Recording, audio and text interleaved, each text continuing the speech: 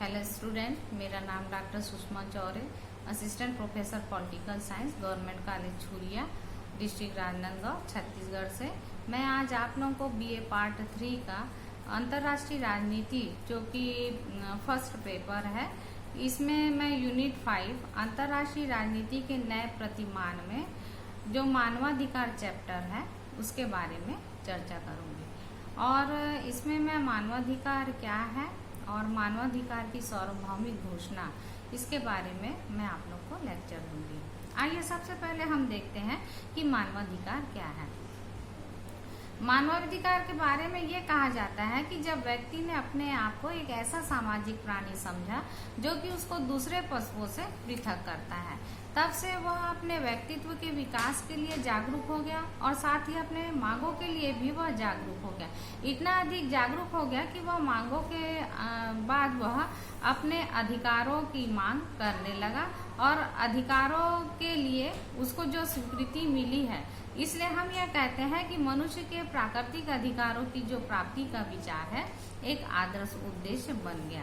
इसी तरह से अमेरिकी और फ्रांसीसी क्रांतियों के पश्चात हम यह देखते हैं कि मानवाधिकार की जो घोषणा हुई है उसके द्वारा मानव के महत्वपूर्ण अधिकारों को पूर्ण रूप से स्वीकार किया गया। साधारणतः यह देखा जाता है कि अधिकारों को व्यक्ति की ऐसी मांग या दावे कहा जाता है जो कि समाज के द्वारा स्वीकृत होता है और राज्य के द्वारा लागू किए जाते हैं। और यही मांग और अधिकार व्यक्ति के लिए इतने अधिक महत्वपूर्ण माने जाते हैं कि इनकी अनुपस्थिति में कोई भी व्यक्ति अपने अच्छे स्वरूप को प्राप्त नहीं कर सकता है। परंतु जो मानवाधिकार की धारणा है, ये अधिकार की धारणा से अधिक विस्तृत धारणा है। यह वह अधिकार है या धारणा है जो मनुष्य की प्रकृति में ही निहित रहते हैं और साथ ही जो मनुष्य को जीवन जीने के लिए अत्यंत आवश्यक होते हैं। ये व्यक्तियों की योग्यताओं का तो पूर्ण विकास करते हैं, साथ ही साथ उसमें मानवीय योग्यता के साथ साथ तो उनकी योग्यता में वृद्धि, चेतना आदि के प्रयोग में अपने हितों को और अपनी आवश्यकताओं को पूर्ण रूप करने की ये अधिकार आवश्यक मानी जाती है। बहुत समय से हम यह देखते आ रहे हैं कि व्यक्तियों के अधिकारों की सुरक्षा और विकास का जो कार्य है, एकमात्र देखा जाए तो ये अधिकार राज्य का विषय रह चुका है। परंतु अगर हम मानवाधिकार के बारे में बात करते हैं और अगर हम 19वीं शताब्दी की बात करें तो हम यह देखते हैं कि उस समय अंतर्राष्ट्रीय समझौता हुआ था और इस अंतर्राष्ट्रीय समझौते के द्वारा दास प्रथा को समाप्त किया गया और दास प्रथा को समाप्त करके स्त्रियों के स्तर पर विकास कर उनको खास करके पुरुषों के समान समानता प्राप्ति के कुछ बड़े और महत्वपूर्ण कदम उठाए गए थे।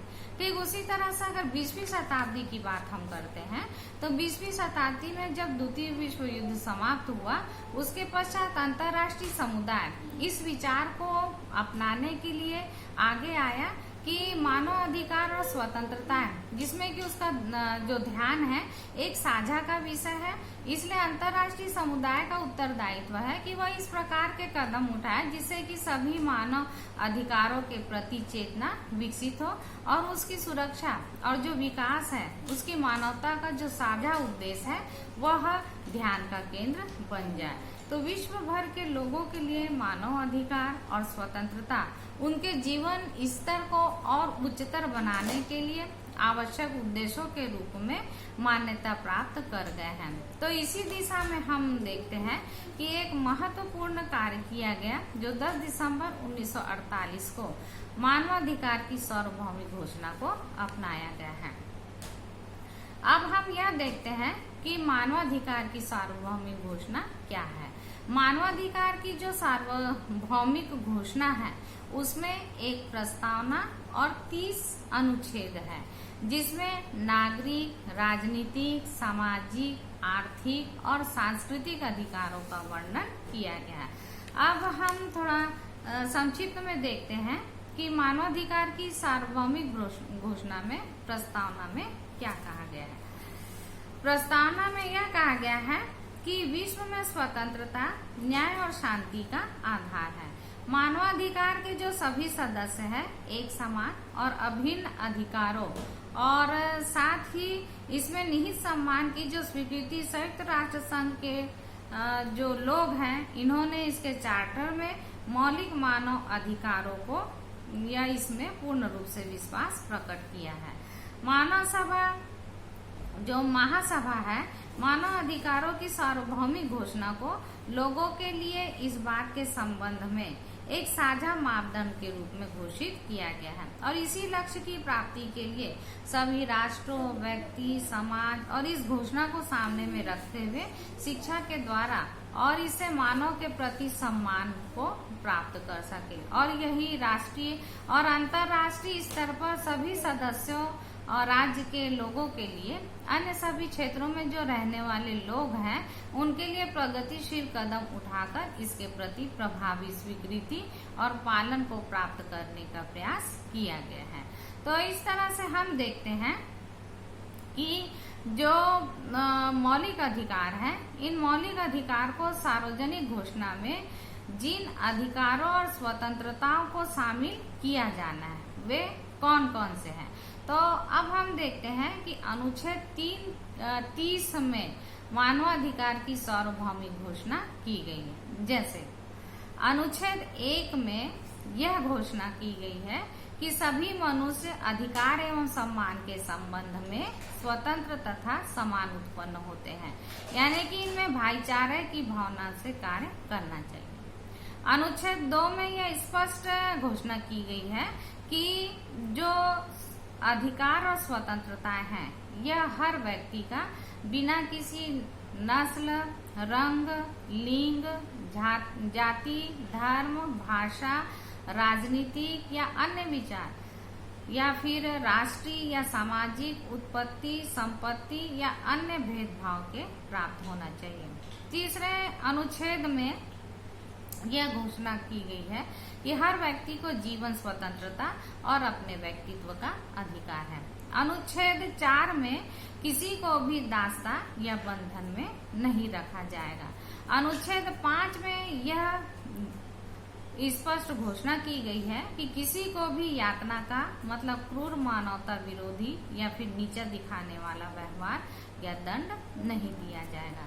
अनुच्छेद 6 में यह स्पष्ट किया गया है कि प्रत्येक को कानून के सामने सभी को समानता का अधिकार प्राप्त होगा। और अनुच्छेद 7 में यह स्पष्ट किया गया है कि सभी नागरिक कानून के सम्मुख समान है और सभी को बिना किसी भेदभाव के कानून के सामने समान रूप से सुरक्षा उपलब्ध होगी और साथ ही शोषण के विरुद्ध सुरक्षा प्राप्त होगी। अनुच्छेद 8 में यह घोषणा की गई है कि संविधान या कानून के अधीन प्राप्त जो मौलिक अधिकार हैं उनके संबंध में प्रत्येक को या प्रत्येक नागरिकों को न्यायालयों की शरण प्राप्त होगी और अपने अधिकारों का उल्लंघन के विरुद्ध वह न्याय के प्राप्ति का अधिकारी होगा। अनुच्छेद 9 में यह सार्वभौमिक घोषणा की गई है कि किसी को भी निरंकुश रूप में बंदी नहीं बनाया जाए और हिरासत में नहीं लिया जाए या तो फिर देश निकाला भी नहीं दिया जाएगा। अनुच्छेद 10 में यह स्पष्ट किया गया है कि प्रत्येक व्यक्ति को अपने अधिकारों और कर्तव्यों के निर्धारण तथा अपने विरुद्ध आपराधिक दोष के विषयों में तटस्थ और स्वतंत्र न्यायालय के सामने समान और उचित सार्वजनिक सुनवाई का अधिकार होगा। अनुच्छेद 11 में यह स्पष्ट किया है कि सभी ऐसे व्यक्ति जिस पर की कोई आपराधिक दोष लगा हुआ है वह तब तक निर्दोष समझा जाएगा जब तक कि कानून और सार्वजनिक विषय में उसका अपराध सिद्ध नहीं हो जाता। ऐसे मामलों के समय उनको अपने बचाव की भी पूरी सुविधा प्राप्त होगी। ठीक उसी तरह से अनुच्छेद 12 के अनुसार किसी के व्यक्तिगत जीवन, परिवार और पत्र व्यवहार में निरंकुश हस्तक्षेप नहीं किया जाएगा और साथ ही उनके कानून के बारे में उसको सुरक्षा का अधिकार प्राप्त होगा। अनुच्छेद 13 में यह स्पष्ट किया गया है कि अपने राज्य की सीमा के अंतर्गत उनको रहने और घूमने फिरने की पूर्ण तरह से स्वतंत्रता और अधिकार प्रत्येक व्यक्ति को प्राप्त होगा।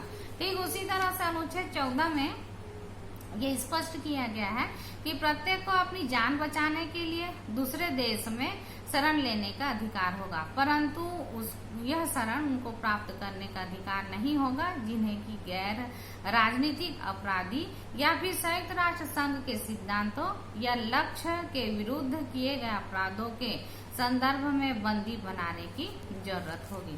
ठीक उसी तरह से अनुच्छेद 15 के अनुसार प्रत्येक को एक राष्ट्रीयता की प्राप्ति का अधिकार है। अनुच्छेद 16 के अनुसार निश्चित आयु की स्त्री और पुरुषों को बिना किसी नस्ल, राष्ट्रीयता या फिर धर्म की सीमा में के विवाह तथा परिवार करने का या बनाने का अधिकार प्राप्त होगा।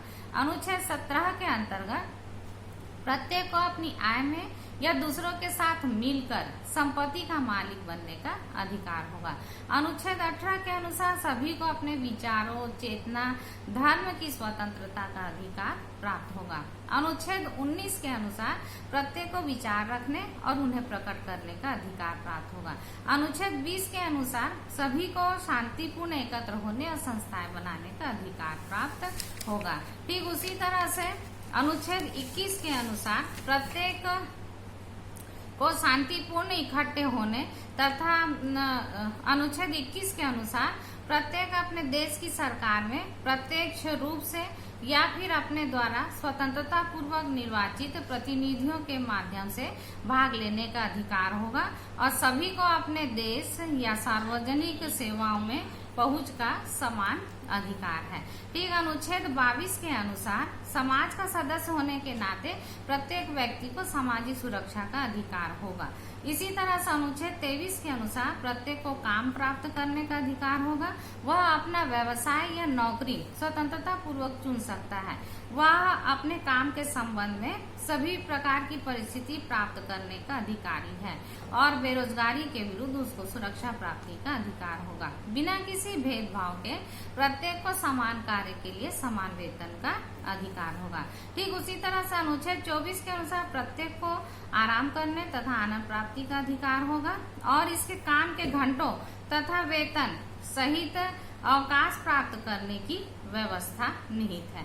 अनुच्छेद 25 के अनुसार अपने तथा अपने परिवार के स्वास्थ्य के लिए प्रत्येक को जीवन के लिए एक मापदंड की प्राप्ति का अधिकार है, जैसे कि उसे भोजन, कपड़ा, मकान, दवाइयाँ, डॉक्टरी देखभाल, अन्य आवश्यक सामाजिक सेवाओं की प्राप्ति होगी। उसी तरह से बेरोजगारी, विधवापन, बुढ़ापे तथा नियंत्रण के जीविका उपार्जन करने की असमर्थता में सुरक्षा प्राप्ति का अधिकार होगा। अनुच्छेद 26 के अनुसार प्रत्येक को शिक्षा का अधिकार है। कम से कम प्राथमिक और मौलिक स्तर पर शिक्षा निःशुल्क होगी और प्राथमिक शिक्षा अति आवश्यक होगी। शिक्षा उस दिशा की ओर निर्देशित होगी जिससे कि मानव के व्यक्तित्व का पूर्ण विकास हो सके। ठीक उसी तरह से अनुच्छेद 27 के अनुसार समुदाय की सांस्कृतिक जीवन, कला, वैज्ञानिक प्रगति की क्रिया में स्वतंत्रता पूर्वक भागीदारी का अधिकार प्रत्येक को प्राप्त होगा। ठीक उसी तरह से अनुच्छेद 28 के अनुसार प्रत्येक को एक ऐसी सामाजिक और अंतर्राष्ट्रीय व्यवस्था में शामिल होने का अधिकार है जिसमें कि इस घोषणा में जो दर्ज अधिकारों तथा स्वतंत्रताओं को प्राप्त किया जा सकता है। अनुच्छेद 29 के अनुसार प्रत्येक को अपने समुदाय, समाज जिसमें कि उसके व्यक्तित्व का विकास हो सकता है के प्रति कर्तव्य है।